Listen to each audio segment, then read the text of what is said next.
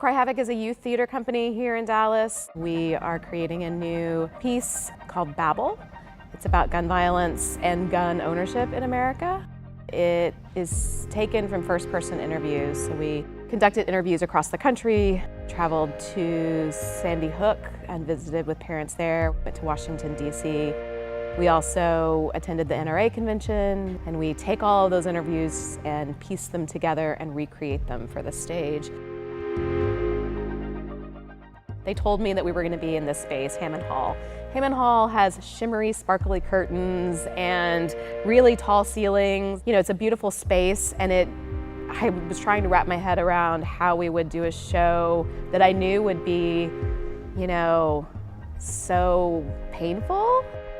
Looking at the statistics and realizing that when numbers get really big, people don't identify with them. How do you quantify thousands and thousands of people? It's not impactful at a certain point. What do we do in this room, and how do we represent all these people? And popped into my head about the Holocaust Museum and the shoes. And I called the next day and was like, I have this really, really crazy idea, and you're totally gonna say no.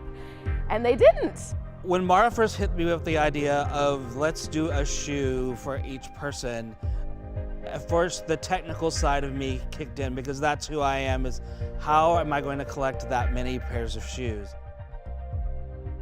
We're hanging one shoe per person that has been killed by gun violence in the year 2018, not including suicide. So there'll be over 7,000 individual shoes as part of the entire art installation. Then I started thinking about it from a philosophical point of view, and I just sort of teared up because I started thinking about all the different people, and what is the one thing that we all have to deal with on a daily basis is we have to walk and we wear shoes. In the world of gun violence, people are running away from it.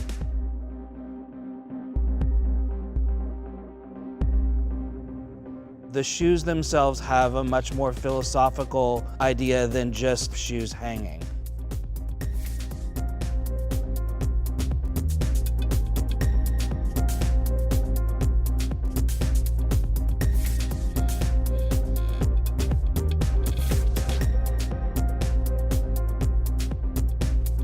One thing that we wanted to do as part of the video project for the show is actually project onto shoes themselves, but shoes are different colors and different sizes, so we did go out and get white flip-flops.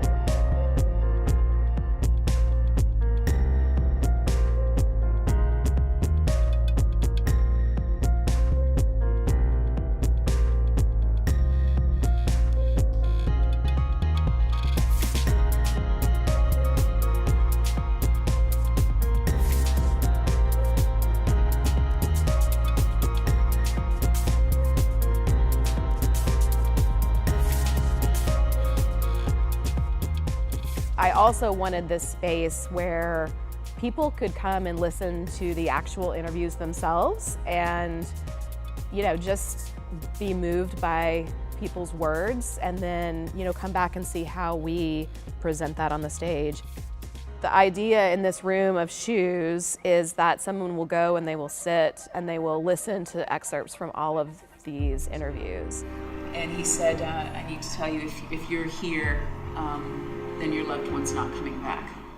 It's not swaying anybody one way or the other. It's a fact. Like, people are dying at the hands of people with firearms, and we can debate how to prevent that from happening, but these people have all died in this year. And so, you know, I don't know anybody who thinks that that's a good thing. So I think in a space like that, you know, their voices have been silenced and they need to be a part of the conversation.